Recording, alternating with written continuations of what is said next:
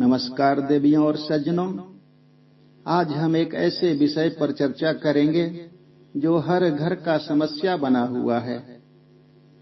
कभी आपने सोचा है, घर बड़ा हो सकता है, साधन भरपूर हो सकते हैं, धन की कमी बिल्कुल न हो, फिर भी मन में अशांति क्यों होती है? क्यों छोटी छोटी बातों पर विवाद हो जाता है? और क्यों परिवार के सदस्य साथ रहते हुए भी दूर दूर महसूस करते हैं? तो हमारे शास्त्र कहते हैं, यत्र धर्मः तत्र शांति है, अर्थात जहां धर्म है वहीं शांति है।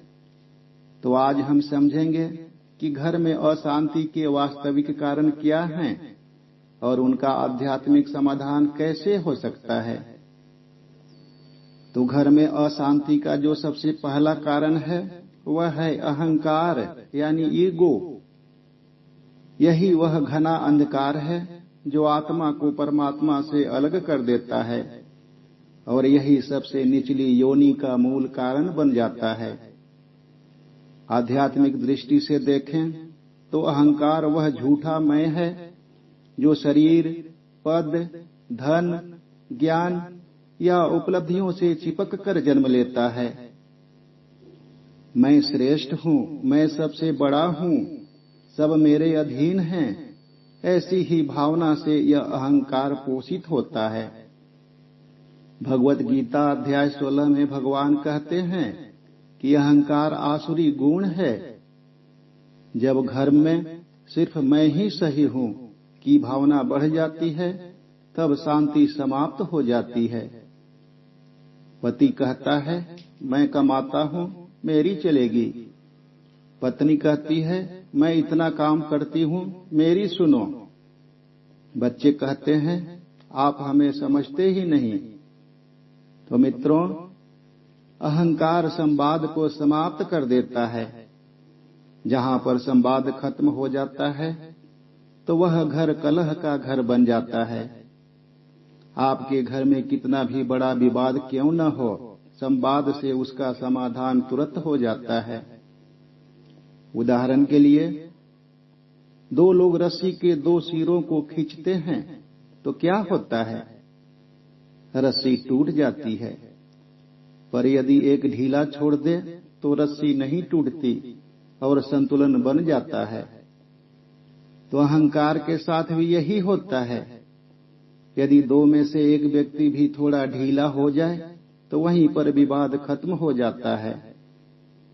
तो इस समस्या से निजात पाने के लिए कुछ उपाय करें जो आपके जीवन में बहुत बड़ा परिवर्तन ला सकता है। तो प्रतिदिन स्वयं से पूछें, क्या मैं सही होने की जिद में हूं? क्या जिस जिद को मैं पकड़ रखा हूं वह सही है? अगर पॉसिबल हो तो प्रतिदिन या तो कम से कम सप्ताह में एक दिन अवश्य ही परिवार के साथ शांति चर्चा पर समय रखें। इससे घर के माहौल में जबरदस्त सकारात्मक रिजल्ट आएगा। मैं की जगह हम या हम लोग शब्द का प्रयोग बढ़ाएं, अर्थात अपने विचार, निर्णय और व्यवहार में अहंकार की जगह सहभागिता और सामूहिकता यानी पार्टिसिपेशन और टुगेदरनेस लाएं। यह बाकी के लोगों को महत्व देना है, जिससे माहौल बहुत ही पॉजिटिव बना रहता है। मैं की भावना हमेशा अलगाव, अहंकार और केवल अपनी बात पर जोर देता है, जबकि हम या हम लोग का प्रयोग से एकता, सम्मान, साझेदारी और अपनापन का माहौल क्रिएट होता है। हमने मिलकर यह घर बनाया है, हम बैठकर निर्णय करेंगे, यही भाषा हृदय को जोड़ती है। घर में ऐसा वातावरण होने से परिवार में सहयोग बढ़ता है, झगड़े कम होते हैं, बच्चों में सुरक्षा की भावना आती है और जीवन साथी को सम्मान का अनुभव होता है। तो घर में अशांति का दूसरा कारण है बोली के ऊपर संयम न होना। मनुस्मृति कहती है, सत्यम ब्रूयात प्रियम ब्रूयात, यानी सत्य बोलो परंतु प्रिय बोलो। अक्सर घर में अशांति शब्दों से जन्म लेती है। तीर से निकला बाण और मुख से निकला शब्द दोनों वापस नहीं आते। सही वाणी के प्रयोग से आप किसी के दिल को जीत सकते हैं। उदाहरण के लिए, किसी बच्चे से बार बार कहा जाए तुम निकम्मे हो, तो वह या तो विद्रोही बनेगा या हीन भावना में चला जाएगा। तो इससे बचने का उपाय है क्रोध में मौन साधना सीखें। प्रतिदिन सुबह संकल्प लें, आज मैं कटु वचन नहीं बोलूंगा। घर में भगवान का नाम अधिक लें और शिकायत कम करें।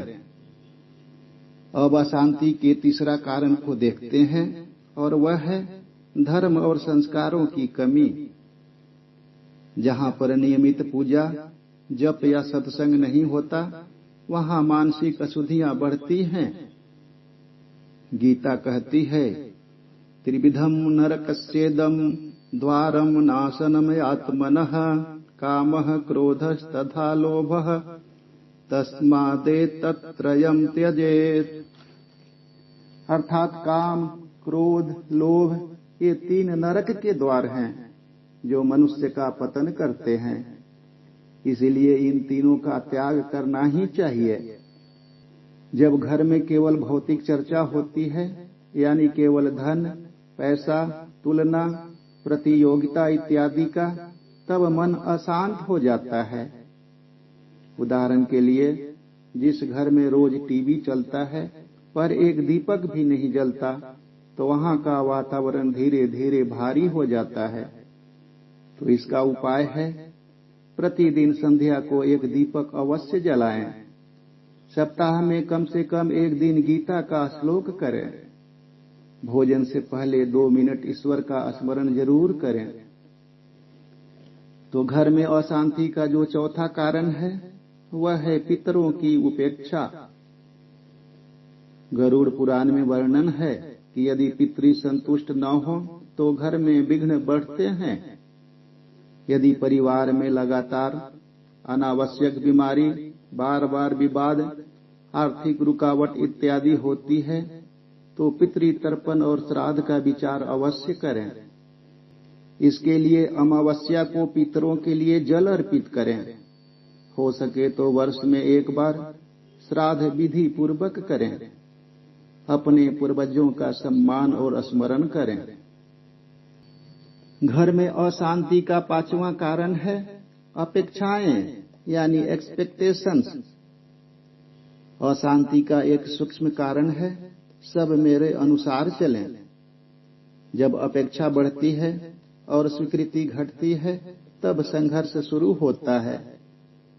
उदाहरण के लिए, यदि आप आम के पेड़ से सेब की उम्मीद करेंगे तो निराश ही होंगे। तो इसका उपाय है हर व्यक्ति को उसके स्वभाव सहित स्वीकार करें, तुलना बंद करें। सुप्रसिद्ध गीता श्लोक को हमेशा याद रखें, कर्मण्येवाधिकारस्ते मां फलेषु कदाचन मां कर्म फल हेतुर्भु मां ते संगोस्त्व कर्मणि। यानी कर्म करें, फल की अपेक्षा में न उलझें। यदि घर में शांति चाहिए तो जीवन में 5 नियम जरूर अपनाएं। पहला है प्रतिदिन दीपक और भगवान का स्मरण। दूसरा है वाणी में मधुरता। तीसरा है अहंकार में कमी लाएं। चौथा है पितरों का सम्मान। और 5वां है परिवार के साथ समय और संवाद, यानी उनके साथ बैठकर बातचीत करें। घर केवल ईंट और सीमेंट से नहीं बनता। घर बनता है भावना से, त्याग से और ईश्वर की उपस्थिति से। जब घर में ईश्वर का नाम गूंजता है तो निगेटिव एनर्जी स्वयं हट जाती है।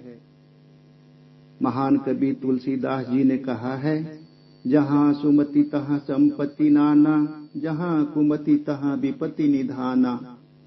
यानी जहां पर अच्छी बुद्धि और मति है वहीं पर समृद्धि है, जहां पर कुमति है वहां पर विपत्ति है।